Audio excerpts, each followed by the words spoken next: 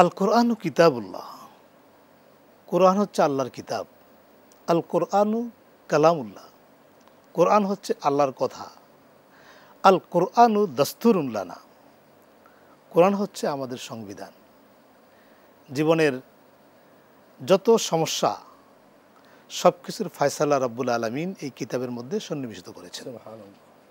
একদিন হযরতে আলী রাদিয়াল্লাহু তাআলা আনহু তিনি বলেন, আমরা আল্লাহর নবীর সামনে বসা ছিলাম, তিনি আমাদেরকে দ্বীনের নসিহত করছিলেন।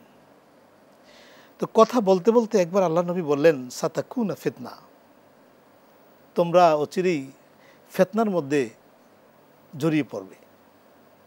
আমি দাঁড়িয়ে বললাম, ফামাল মাখরাজা মিনহা ইয়া রাসূলুল্লাহ, হে আল্লাহর নবী, এই ফিতনা থেকে মুক্তি পাওয়ার, পরিত্রাণ পাওয়ার কোনো উপায় আছে কি?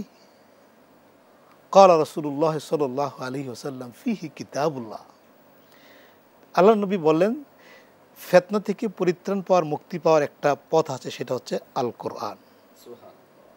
বক্তব্য এখানেই শেষ না। ফিহি নাবাআম মিন ক্বাবলিকুম, এই কিতাবে তোমাদের পূর্ববর্তী লোকদের কথা আছে। ওয়া খবরুম মা বাদিকুম, এবং তোমাদের পরবর্তী জেনারেশন কিয়ামত পর্যন্ত যারা আসবে তাদের কথাও সেখানে আছে।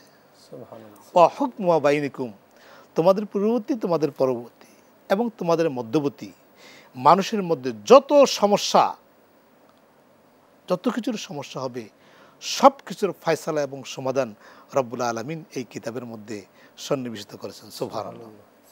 আল্লাহ তাআলা বলছেন, কিতাবুন আনজালনাহু ইলাইকা লিতুখরিজান নাসা মিনাজ যুলুমাতি ইলান নূর, হে নবী, আমি আপনার প্রতি একখানা কিতাব অবতীর্ণ করেছি।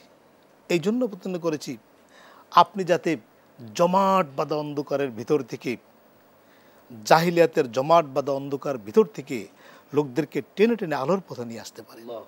তাই হয়েছে, রাসূলুল্লাহ সাল্লাল্লাহু আলাইহি ওয়াসাল্লাম কোরআন দিয়ে গোটা আরবটাকে আলোকিত করে দিয়েছে।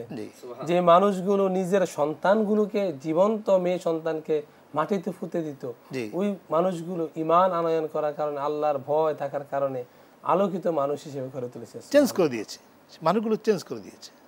যে মানুষকে জাহান্নাম থেকে ফিরিয়ে ফিরিয়ে জান্নাতের পথে নিয়ে যাওয়ার জন্য আল্লাহ তাআলা এই কোরআন। সুবহানাল্লাহ। যে মোহতারাম, ধন্যবাদ।